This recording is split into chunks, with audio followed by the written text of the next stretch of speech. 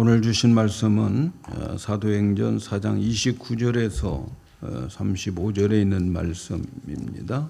주여 이제도 저희의 위협함을 하감하옵시고 또 종들로 하여금 담대히 하나님의 말씀을 전하게 하여 주시옵. 손을 내밀어 병을 낫게 하시옵고 표적과 기사가 거룩한 종 예수의 이름으로 이루어지게 하옵소서 하더라. 빌기를 다함에 모인 곳이 진동하더니 무리가 다 성령이 충만하여 담대히 하나님의 말씀을 전하니라. 믿는 무리가 마음과 한 뜻이 되어 모든 물건을 서로 통용하고 제 물건을 조금이라도 제 것이라 하는 이가 하나도 없더라. 사도들이 큰 권능으로 주 예수의 부활을 증거하니 무리가 큰 은혜를 얻어 그 중에 핍절한 사람이 없으니 이는 밭과 집이 있는 자가 팔아 그 판 것을 가져다가 사도들의 발 앞에 두매 저희가 각 사람의 필요를 따라 나누어 줍니다. 아멘. 할렐루야. 오늘은 성령 충만의 목적 이렇게 제목을 정하고 함께 은혜 나누기를 원합니다. 몇 주 동안 성령 충만에 대해서 말씀을 드렸어요. 분명히 하나님은 우리에게 성령 충만을 명령하셨고 우리는 성령 충만을 받아야 됩니다. 그러기 위해서 우리가 성령 충만을 구해야 되고 성령 충만한 성도들이 되어야 됩니다. 오늘 이렇게 성령 충만을 받는 목적에 대해서 말씀을 드리려고 그래요. 왜 성령 충만해야 됩니까? 우리가 성령 충만해야 할 이유가 뭡니까? 성령 충만을 구하고 우리가 성령 충만을 원하는데 성령 충만해서 뭐 할 것인가? 성령 충만의 목적을 함께 살펴보기를 원합니다. 오늘 말씀은 지난 주일의 본문에 이어지는 그러한 말씀입니다. 지난 주일에 이 말씀을 가지고 성령 충만은 계속 반복되어져야 한다 하는 것을 말씀을 드렸어요. 성령님 한 번 오시고 한 번 충만으로 끝이 아니다 하는 것을 말씀을 드렸어요. 그 이유는 계속 우리가 성령 충만을 받아야 될 이유는 새로운 일, 새로운 사명, 또 새로운 비상사태들이 우리에게 일어나게 되는데 그런 것들을 이길 수 있는 길은 성령 충만밖에 없다. 그렇게 말씀을 드렸습니다. 지난주에 살펴본 대로 베드로와 요한이 성령 충만을 받고 담대히 하나님의 말씀을 전했죠. 그리고 성령의 능력으로 권능을 받아서 성전의 문 앞에 있는 나면서부터 안진병이 된 자를 나사렛 예수의 이름으로 일어나 걸어라. 그래서 일으키는 그러한 기적이 일어났죠.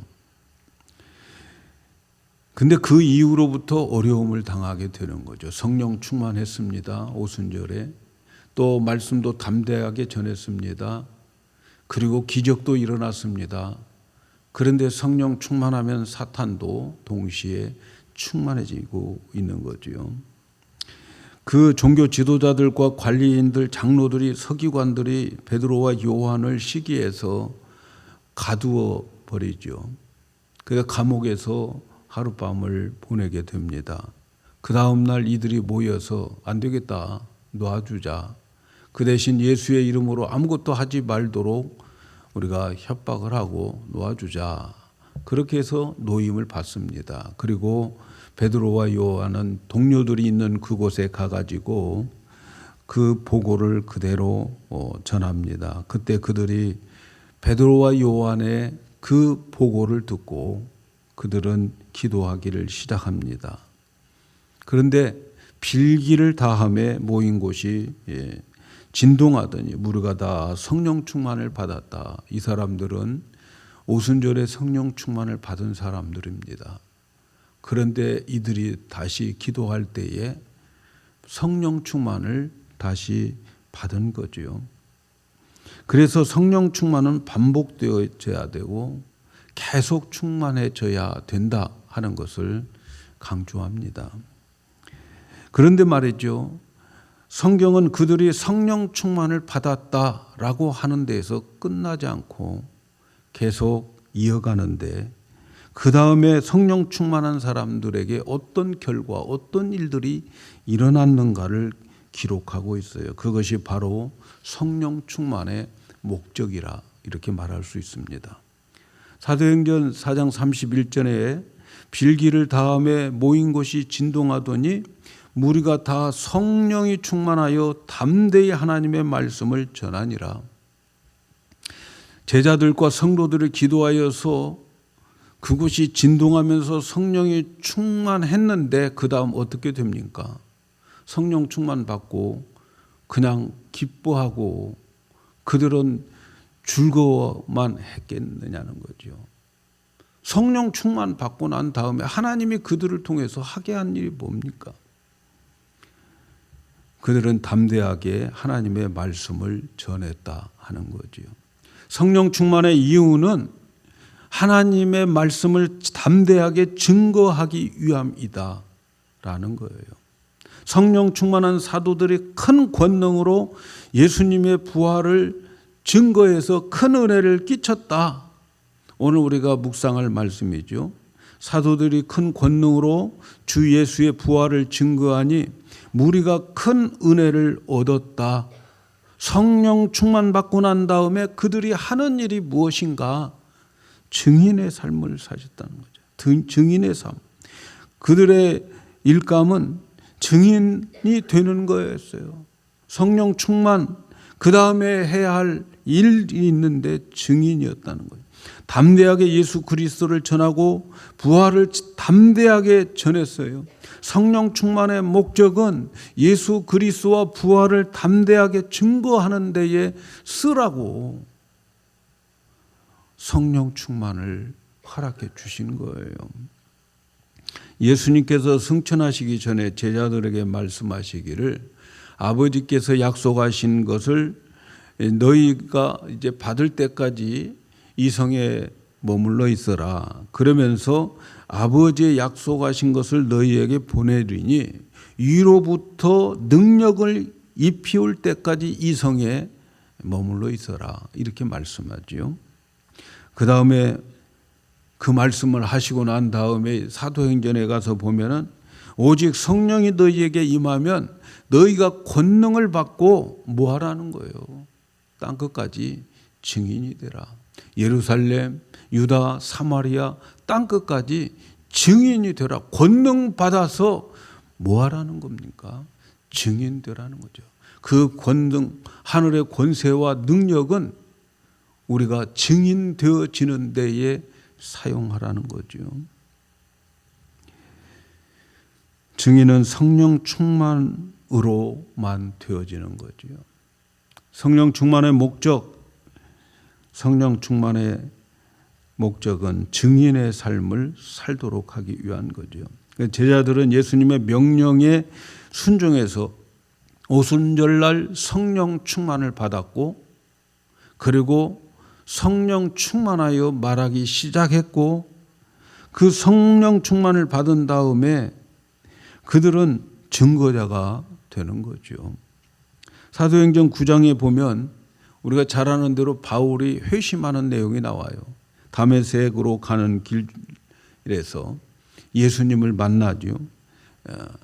다메섹에 가서 예수 믿는 사람 잡아서 감옥에 가두려고 가다가 가는 도중에 하늘에서 아주 강한 빛이, 태양빛보다도 더 강한 빛이 바울의 일행에게 비추게 되는, 그때 바울이 그 빛을 받아서 눈이 멀어지게 되는 거죠.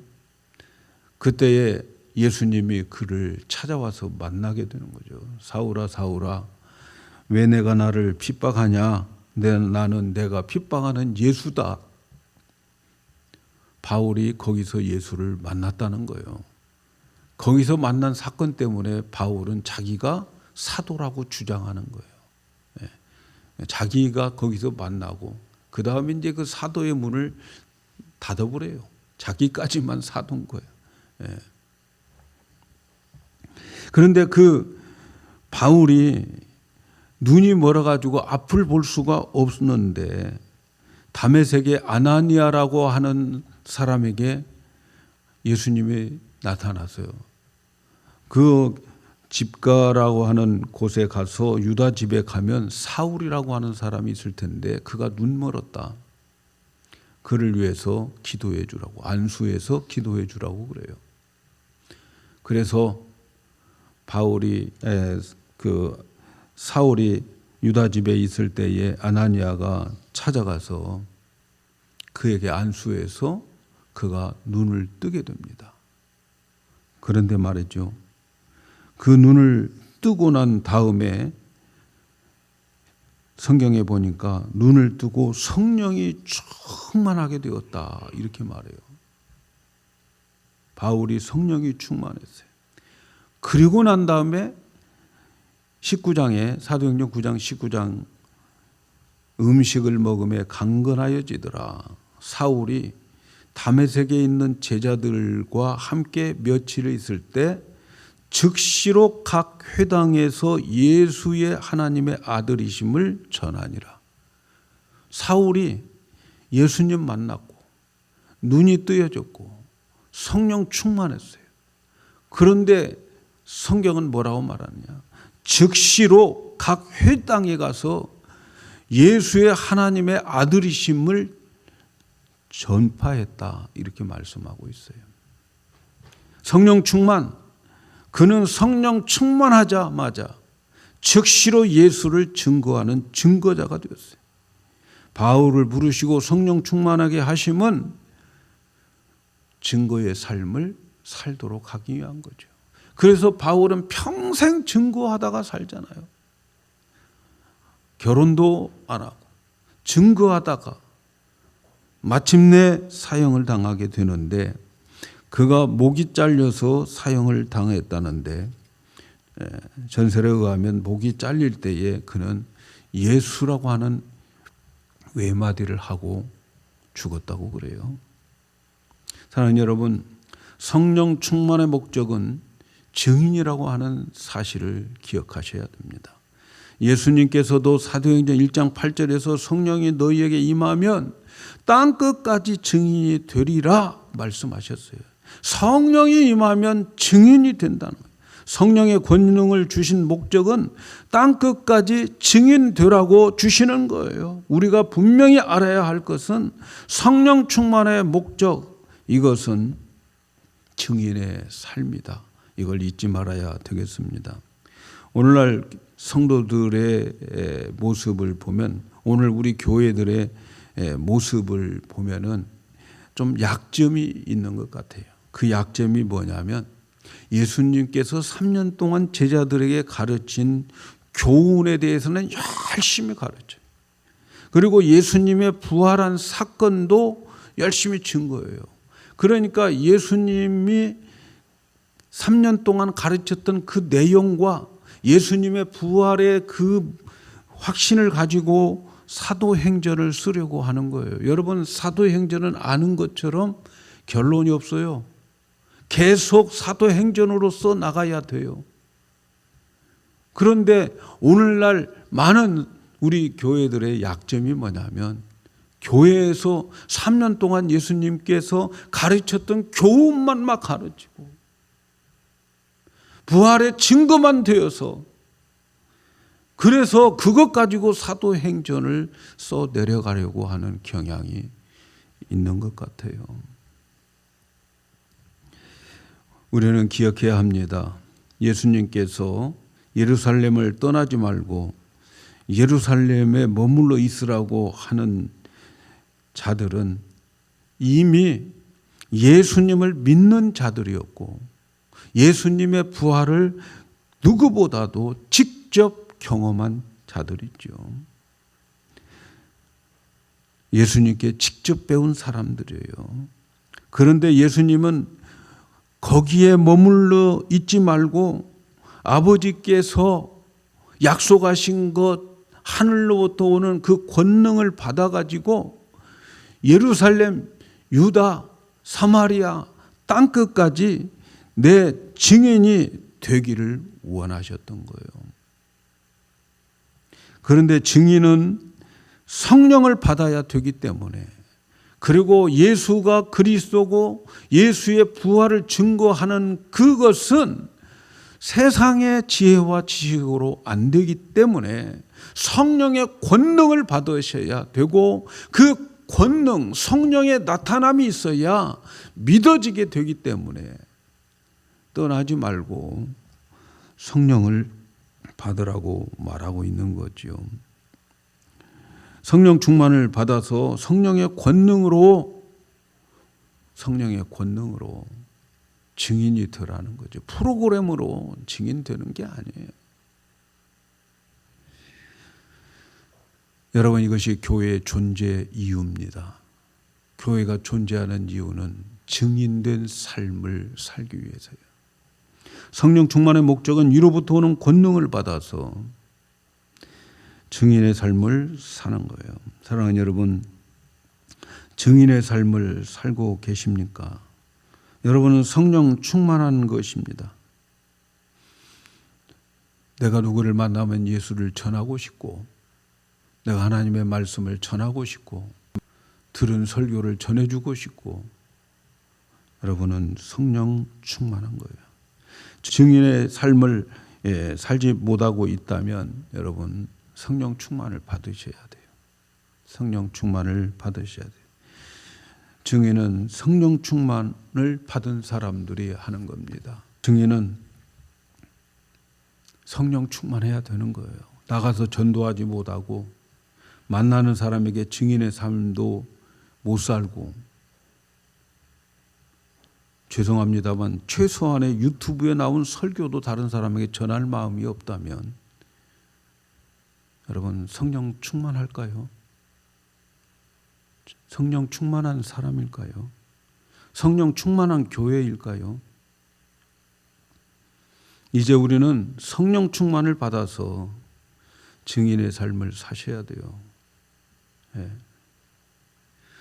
정말 최소한 카톡에 있는 설교라도 좀 전하시면 좋겠어요. 주님이 아셔요. 제가 그거 설교 듣고 우리 교회 오라는 이야기가 아니에요. 하는 것 자체가 하나님 앞에 상급이고, 하는 것 자체가 하나님을 기쁘게 하는 것이기 때문에 말씀드리는 거예요. 우리는 성령 충만을 구하여야 하며 권능을 받아야 됩니다. 우리의 증인이 되지 못하고 있는 것은 성령 충만이 없기 때문입니다. 그래서 성령 충만한가 안 한가 여러분들이 스스로 판단할 수 있잖아요. 내가 얼만큼 증인의 삶을 살고 있는가, 이걸로 우리는 판단되어질 수 있어요. 두 번째는 성령 충만의 목적은 하나됨과 그리고 섬김에 있습니다. 믿는 무리가 다 한 마음과 한 뜻이 되었다. 32절에 그렇게 말씀해요. 사도들뿐만 아니라 성령 충만한 성도들은 큰 은혜를 받아서 한 마음과 한 뜻을 가지게 되었다고 말씀해요. 원래 사람들의 마음은 타고난 죄의 본성 때문에 자기가 최고가 되어야 한다고 그 생각을 가지고 있어요. 그래서 다른 사람들의 말에 별로 그렇게 복종하고 싶지 않는 거예요. 그래서 똑똑한 사람들이 많으면 하나가 되기가 쉽지 않아요. 성령 충만한 현상은 여러분 교회가 하나 되는 거예요. 하나 되는 거예요. 마음과 뜻이 하나가 되었다 이렇게 말씀해요. 마음과 한 뜻이 되었다 이렇게 말씀하고 있어요. 마음은 믿음의 정서를 말하는 거예요. 우리 성도들의 믿음의 정서가 있어요. 교회마다 다 믿음의 정서가 있지요. 또 뜻은 비전과 사역이라고 말할 수 있어요. 그래서 교회가 마음과 뜻이 하나가 되어진다는 것은 여러분 사람들이 노력해서 되는 게 아니에요. 이 문제는 교회 밖에 나가서 여러분 교회 밖에 나가서 단합되어야 한다고 교회가 하나 될 줄 압니까? 절대 아니에요. 우리가 기도하고 말씀으로 교제하고 그렇게 되어질 때에 성령께서 역사해서 그래서 하나가 되게 하는 것입니다. 많은 사람들이 착각을 많이 해요. 하나 되면 성령의 역사라는 것을 아셔야 돼요. 저는 우리 교회가 하나됨에 감사를 드려요. 성령께서 하신 일이라고 저는 믿습니다. 성령 충만한 교회는 같은 말, 같은 뜻, 같은 마음을 가지게 되는 거죠. 우리들에게 분리가 있거나 나눔이 있는 것은 성령 충만이 결핍되어 있기 때문에 그래요. 교회가 싸우는 것은 성령 충만하지 않아서 싸우는 거예요. 그걸 알고 성령 충만합시다라고 돌아서면 하나님께서 이전보다도 더 많은 은혜를 퍼부어 주시는 거예요. 성령 충만해서 하나가 되어지는 것, 이것은 교회의 축복이라고 생각합니다. 그 다음에는 성령 충만한 이 사람들을 보니까 재물에 대한 애착이 없어졌어요. 재물에 대한 애착이. 4장 32절에 보니까 믿는 무리가 한 마음과 한 뜻이 되어 모든 물건을 서로 통용하고 제 물건을 조금이라도 제 것이라 하는 이가 하나도 없더라. 참 멋있는 교회죠. 이것 보고 공산당이 생긴 거예요. 근데 그들에게는 하나님이 쏙 빠져버린 거지요. 성령이 충만해서 이렇게 되어야 되는 거지. 사람들의 지혜와 지식으로 성경을 이용해 먹으려고 하면은 망하는 길로 가는 거예요. 성도들이 성령 충만했어요. 그런 공동체가 되어지니까 섬김의 공동체가 되어지는 거죠. 그것은 자기의 물건을 자기 것이라고 하지 않고 자기 것을 남을 위해서 내놓으면서 이거 내가 아니야. 주님 거야. 하나님 거야. 이렇게 나가는 거죠. 자기 소유를 자기 것이라고 하지 않고 우리들의 소유라고 말하는 거죠. 왜 사람들이 재물이 그렇게 중요하고 재물에 그렇게 애착을 가지게 될까요? 여러분, 그것은 이 세상에서 오래오래 살고 싶으니까 재물을 많이 가지고 싶은 거예요. 이 세상에서 오래 살고 싶은 거예요. 그러나 우리가 성령 충만하고 은혜 받으면 저 천국에 대한 소망이 분명하기 때문에, 뚜렷하기 때문에 이 세상의 재물에 대한 애착이나 집착이 무의미하다는 것을 깨닫게 되는 거예요. 우리가 여전히 이 세상에서 많은 것을 가지고 싶어하는 이유는 저 천국에 대한 소망이 아직도 불분명하기 때문에 그런 경우가 많아요. 내가 죽으면 천국 갈 수 있을까? 천국이 진짜 있을까? 그런 소망이 불분명해요. 우리가 천국에 가면 이 세상에 있는 아무리 귀한 것들도 아무 가치도 의미도 없게 되는데 그것을 많이 가져서 무슨 소용이 있겠느냐는 거예요. 성령 충만한 사람들에게는. 그래서 남을 섬기는 거예요. 그리고 성령 충만한 사람에게는 하나님의 함께 하심을 믿기 때문에 이것보다도 세상 것보다도 더 훨씬 더 큰 은혜와 축복을 채워주신다고 하는 확신을 가지고 있어요. 그러나 마음에 하나님과 천국에 대한 소망을 잃게 되면 재물을 많이 소유함으로 대리만족을 채우는 경우가 허다해요. 천국보다는 재물이 많아야 만족하는 거예요. 사랑하는 여러분, 저는 우리 성도 여러분들이 천국으로 만족하기를 축복합니다. 내가 천국을 소유했다면 세상의 모든 것, 바울처럼 배설물로 여길 수 있는 그러한 믿음의 사람들, 그러한 성숙한 우리가 되기를 기도하십시다. 성령 충만하면 하나님에 대한 믿음이 생기고 성도들의 어려운 일들을 보면 그냥 놔두지 않고 돌보고 적극적인 모습을 보입니다. 그래서 자기 재물을 자기 것이라고 주장하는 이가 하나도 없더라.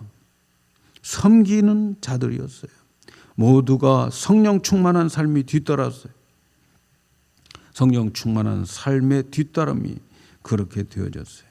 여러분 고린도전서 12장은 은사장이라고 그러는데 성령의 은사들은 거기에 다 기록되어 있고 그 은사장에 보면은 한 성령 안에서 이 모든 은사를 받았어요. 각각 다르게.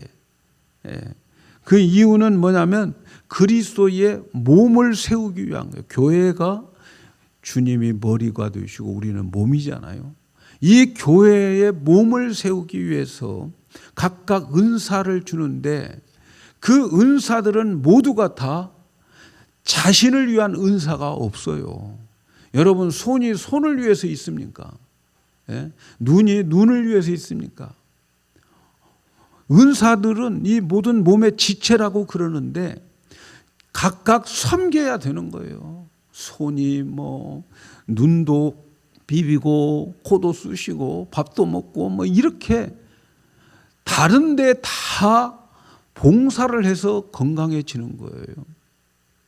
성령 충만한 그러한 모습 속에 하나가 은사가 충만하게 되는데 그 은사들은 모두가 다 섬기는 은사다. 공동체를 세우기 위한 은사다. 그렇게 말씀하고 있어요. 그러면서 고린도전서 13장 마지막 절에 너희는 더 큰 은사를 사모하라. 또 내가 제일 좋은 길을 너희에게 보여주리라. 그러면서 13장에 가서 내가 사람의 방언과 천사의 말을 할지라도 사랑이 없으면 소리나는 구리와 울리는 괭가리가 되고 내가 예언하는 능력이 있어 모든 비밀과 모든 지식을 알고 산을 옮길 만한 모든 믿음이 있을지라도 사랑이 없으면 아무것도 아니다.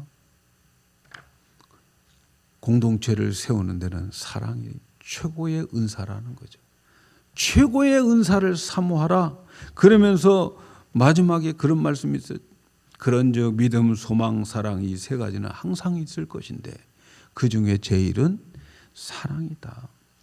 성령 충만한 교회는 성령으로 하나 된 교회고 또 성령 충만한 교회는 섬기는 교회고 그 섬기는 가장 좋은 은사는 사랑이다라고 하는 거죠. 그 사랑도 아가페 사랑이죠. 아가페 사랑.